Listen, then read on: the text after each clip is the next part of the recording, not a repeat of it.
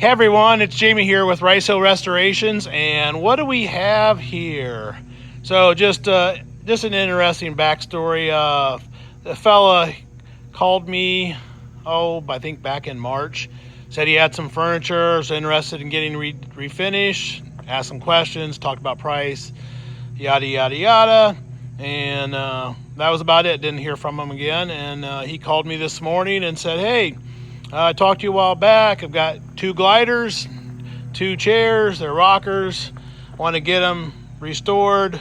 Fill me in again on what it's going to cost and your time frame and what it involves and so forth. And so they were about an hour away, and he said, can I drop it off today? And I said, sure.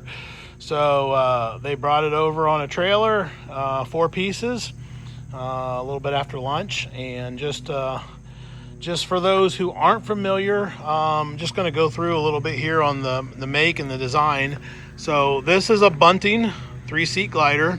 This is what they refer to as the pie crust pattern. These are also bunting rockers. And again, the pie crust pattern.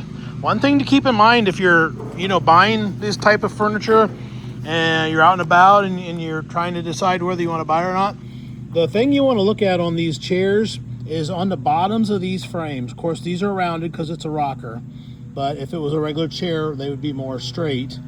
And you want to look at these bottoms, because this is what contacts the ground, and this is an area that you're going to see if they've been out for a really long time and not protected, that they're going to rust. They're going to rust through.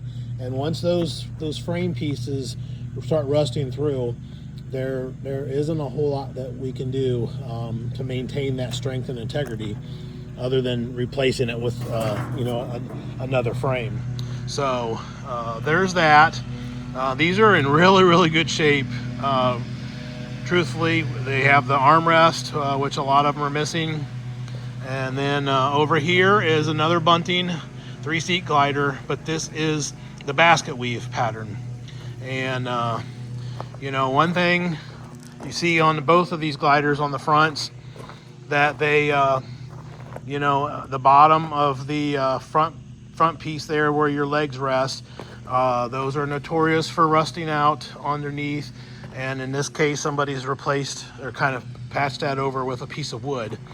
But we fix that a little bit. We'll take the wood off. We'll basically put a piece of angle iron across the front of it, tack it, weld it into place to give it some strength and hold everything together, and just have a nice clean edge. But another area which is really notorious on these gliders is these glider straps. They usually will break, like this one has, and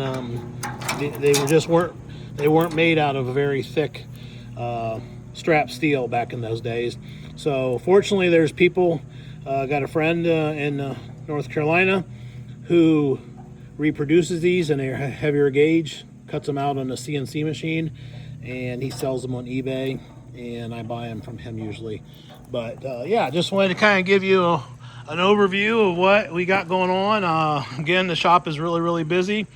I think there's 4 gliders right now in process. There's a whole slew of chairs. Someone dropped off a Costco, not the Sam's Club type store that you're familiar with, but a Costco step stool that I'm working on right there.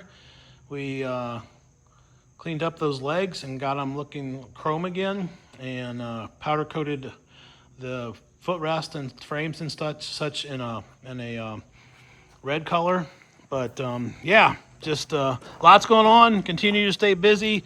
Very thankful and grateful for the work, and I hope you enjoyed this video. If you've got any questions on any of this and you want some answers or responses to, then please feel to reach out, and I'll be happy to answer those and help you. And if you've got work that you're interested in, get a hold of me. I'll get you some pricing, and we are booked out. We are booked out about 2 months right now, so it's not a quick turnaround, but it's well worth it when you get it back and see how nice and beautiful it is. So hope you enjoyed this video, and we'll catch you again real soon. Thanks a lot.